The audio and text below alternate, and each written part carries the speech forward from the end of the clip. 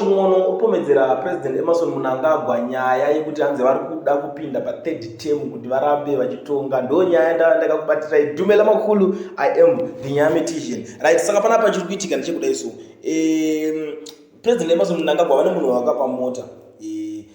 Vapa munhu waya mota ndo zvakatanga kureza ndingini nyaya pasocial media vanhu vachitanga kucomplain kuti why is it vakupa munhu mota sezvekuita Chivhayo. Asi pakazotanga kubuda nyaya dzekuti aiwa Chivhayo mari dzacho hadzidze muhomwe make but Chivhayo ngoroshuta ingoshandiswa asi vapi vemota vakubuda pachena vachipa vanhu mota dzacho vega. So panapa ndo patiri kusangana nenyaya iyi zvikonzi President Emerson Mnangagwa of Zimbabwe is gifted Tatenda Chinoda with a Ford truck as a thank you gift for his role as MC at ZANU-PF election rallies in 2023. This tweet is not about this particular fable. It is about the road to a third or extended term of office and how money is the center of how this will be achieved. President Mnangagwa has made it clear that he wants to remain in the office until 2030. His bootlickers say he should stay for another term, third term.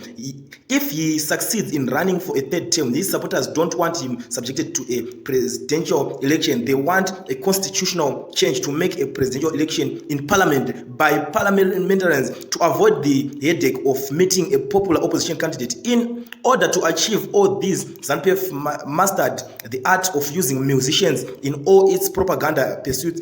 That if why they needed a useful idiot to distribute cars to these greedy musicians, they found one in the convicted criminal Whitney Chivhayo. Ndo mashoko manje akutaurwa nava Hopewell chimwono vakutaura kuti aiwa panapa pakambotsvagwa munhu wokushandiswa panapa nokuti panzi vanoda kuti vanopinda mu3rd term but kunopinda mu3rd term kwavo hakusingopindika zvekumhanya because havasikuda kusangana na popular opposition vanoitwa Nelson Chamisa ndiye ari kunzi popular opposition leader ndo mataurira zvikuitwa naHopewell chimwono panapa. So ndo pari kunzi saka vakabva vangotsvaga Whitney Chivhayo kuti ashande atambe front achingoti go and see Victor, go and see Ningi, go and see hanzi madzibaba chipanga unopiwa hako yako and stuff vachingodhistribhuta mota vachidaro nokuti hanzi vakutoda 3rd term asi 3rd term iyi havasikuda kuipinda nema-elections vanoda kungoti ma-elections aya angoitirwa muparliament nema-MP chete. Kana aitwa muparliament nema-MP chete imimi vanhu munongovhotera ma-MP kwamuriko but ma-presidential elections ari kunzi anenge aiswa paside akambosendekwa. Ndo nyaya yacho muri Zimbabwe